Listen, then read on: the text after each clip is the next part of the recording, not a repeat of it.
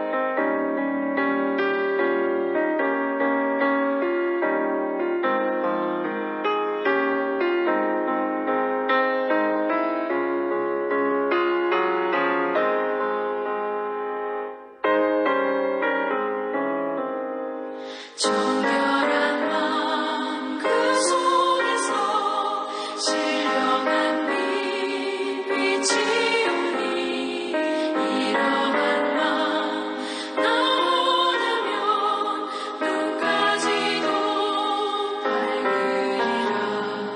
물 가지고 날 씻든지 불 가지고 태우든지 내 안과 다 닦으사 내 모든 죄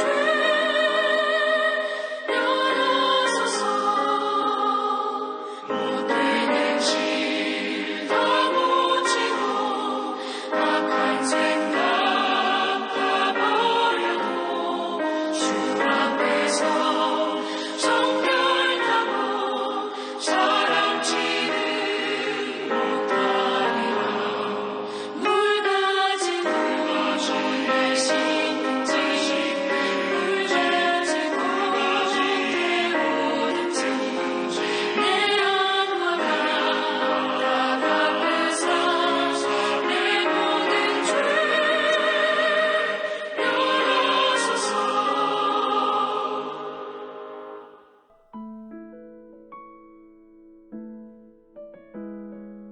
오늘 하나님께서 우리에게 주신 말씀은 출애굽기 4장 19절에서 26절입니다.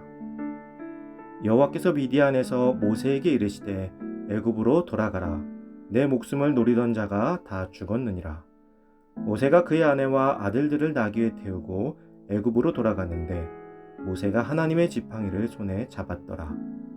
여호와께서 모세에게 이르시되 내가 애굽으로 돌아가거든 내가 내 손에 준 이적을 바로 앞에서 다 행하라. 그러나 내가 그의 마음을 완악하게 한즉 그가 백성을 보내주지 아니하리니 너는 바로에게 이르기를 여호와의 말씀에 이스라엘은 내 아들 내 장자라. 내가 내게 이르기를 내 아들을 보내주어 나를 섬기게 하라 하여도 내가 보내주기를 거절하니 내가 내 아들 내 장자를 죽이리라 하셨다 하라 하시니라. 모세가 길을 가다가 숙소에 있을 때에 여호와께서 그를 만나사 그를 죽이려 하신지라. 십보라가 돌칼을 가져다가 그의 아들의 포피를 베어 그의 발에 갖다 대며 이르되 당신은 참으로 내게 피난편이로다 하니 여호와께서 그를 놓아주시니라. 그때 십보라가 피난편이라 함은 할례 때문이었더라. 아멘. 소홀히 여기지 맙시다 라는 제목으로 오늘 말씀 나누겠습니다. 모세는 하나님께서 맡겨주신 사명을 감당하기 위해서 나아가게 됩니다. 그런데 갑자기 하나님께서 모세를 죽이려는 장면이 나옵니다. 기껏 힘들게 80년이라는 시간을 공을 들여 만드신 하나님의 일꾼 모세를 하나님께서 직접 죽이려고 하신 것이죠. 그것도 이제 막 자신의 사명을 깨닫고 그동안 자신을 돌봐준 장인의 집을 떠나 애굽으로 돌아가던 중에 벌어진 일입니다. 참으로 이해하기 힘든 사건입니다. 대체 왜 하나님께서는 모세를 죽이려고 하셨던 것일까요? 일단 결과를 놓고 보면 모세는 죽지 않았습니다. 그의 아내 십보라가 돌칼을 가져다가 그의 아들 엘리에셀의 포피를 베어 할례를 했기 때문입니다. 하나님께서 모세를 죽이려고 하셨던 모든 원인이 할례에 있었던 것입니다. 지금 모세는 언약에 근거하여 언약의 백성 이스라엘을 출애굽시키기 위해서 가고 있는 중이었습니다. 그런데 정작 언약의 징표인 할례를 자신의 아들에게는 하지 않았던 것이죠.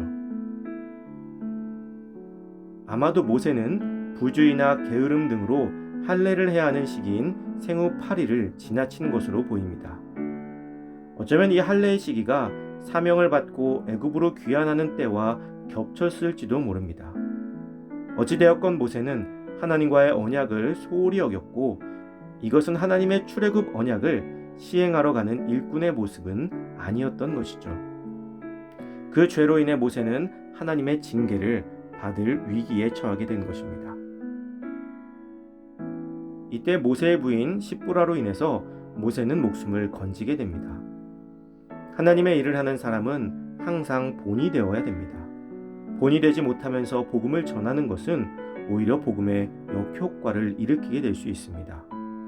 아무리 큰 사명을 받았다 할지라도 작은 사명 하나를 제대로 지키지 못하면 그 사명을 감당할 수 없음을 모세의 사건을 통해서 우리에게 보여주고 계신 것입니다.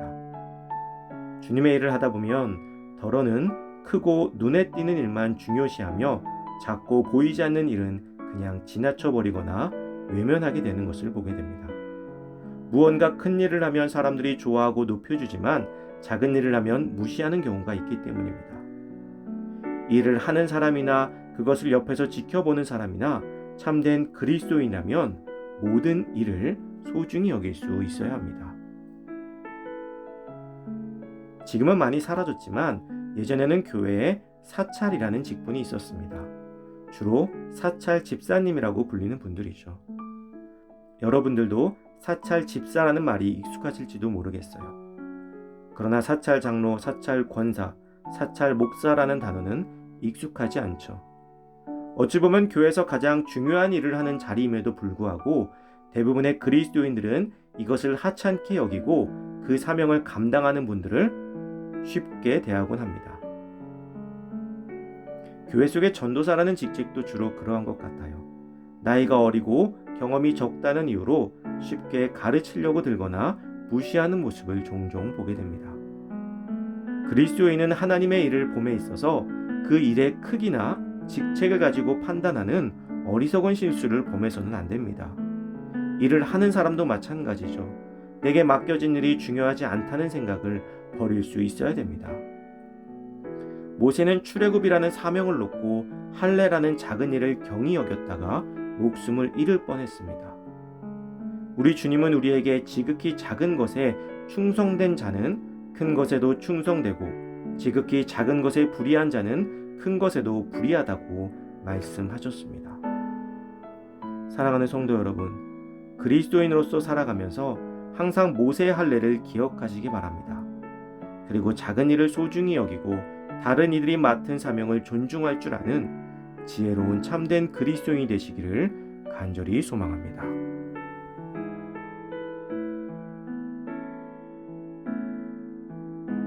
이 시간 주어진 기도 제목을 놓고 기도하고 또 각자의 기도 제목을 가지고 기도하도록 하겠습니다.